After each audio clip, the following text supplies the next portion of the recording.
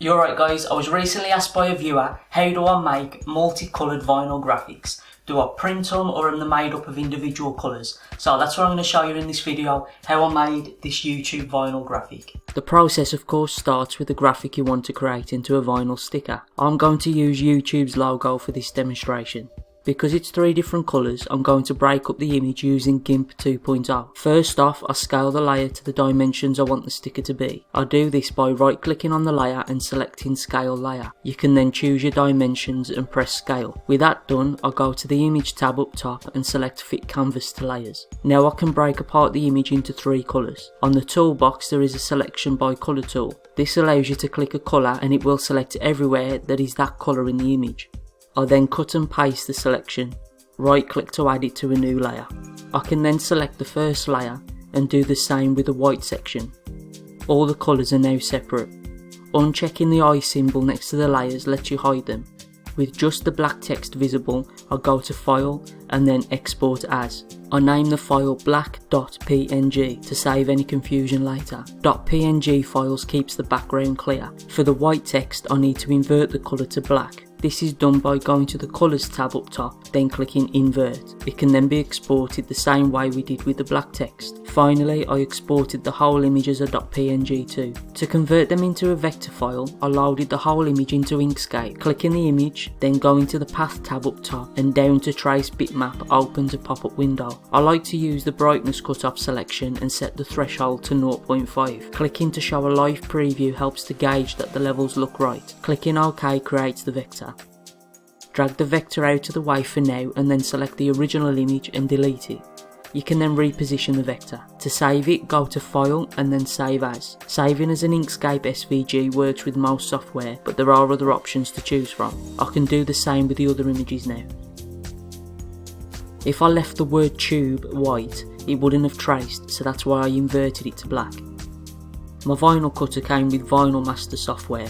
You may have something different, so follow the steps needed for your respective software. I drag and drop 3 vectors into the software. The full YouTube logo will be cut in red.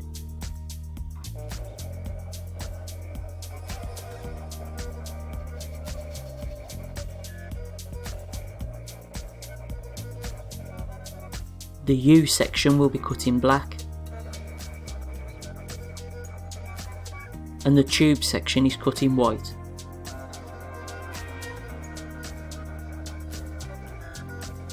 With the vinyl cut, it's time for weeding. Weeding the black and white is simple. You just leave the sections you want to keep in the final image. Weeding the red section is a little different.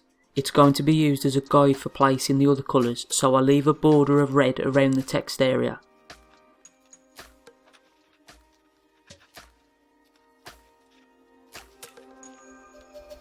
Transfer tape can be added to the black and white vinyl pieces. A light box will help a lot with alignment. If you don't have one though, you can take the sections to a window to use sunlight.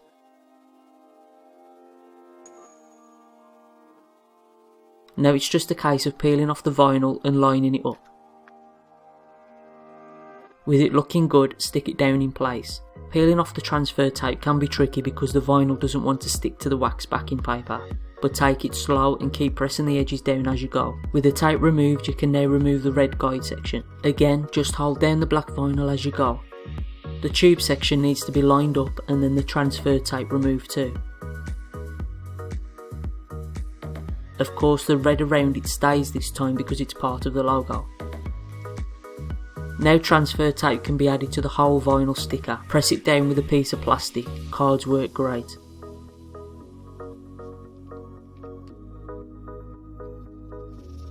Now it can be applied where we like. I'm adding this one to the wall.